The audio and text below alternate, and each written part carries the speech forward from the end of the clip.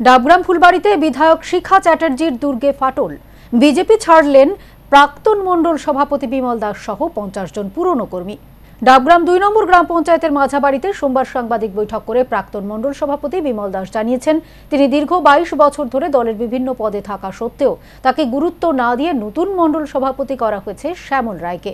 তার প্রতিবাদে তিনি এবং একজন পঞ্চায়েত সমিতির সদস্য, পঞ্চায়েতের সদস্য সহ 50 জন বিজেপি কর্মী দল থেকে অবসর নিচ্ছেন। তারা কি অন্য কোনো দলে যোগ দেবেন? এই প্রশ্নের উত্তরে বিমল দাস জানান, এই মুহূর্তে এমন কোনো সিদ্ধান্ত নেওয়া হয়নি, ভবিষ্যতে বৈঠক করে সিদ্ধান্ত নেওয়া হবে বলে জানান তিনি। আজকে আমি 22 বছর ধরে দলটা করছি। এই দলের জন্য আমার ছেলেকে জেলে যেতে হয়েছে। আজকে আমাদের উপর অত্যাচার হয়েছে, মারধর খেয়েছি আমরা। আমি আগেও বলেছি, এখনও বলছি, আমি 2 টাইমের বুথ সভাপতি, 4 টাইমের পঞ্চায়েত সমিতির ক্যান্ডিডেট এবং 2 টাইমের মণ্ডলের জিএস, তারপরে মণ্ডল সভাপতি।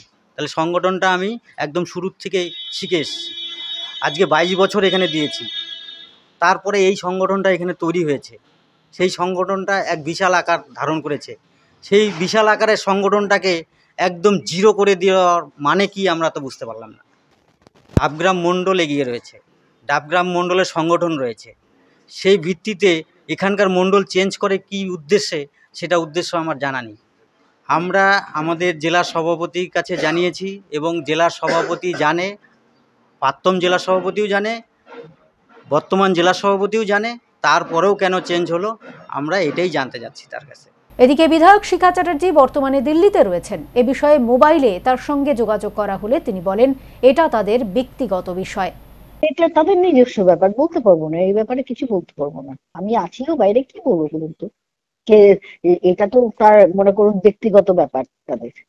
তারা কি জন্য ছাড়লো, কিসের জন্য ছাড়লো, কেন ছাড়লো, এগুলো তো আমার জানার কথা নয়। আমি তো জানি না এগুলো।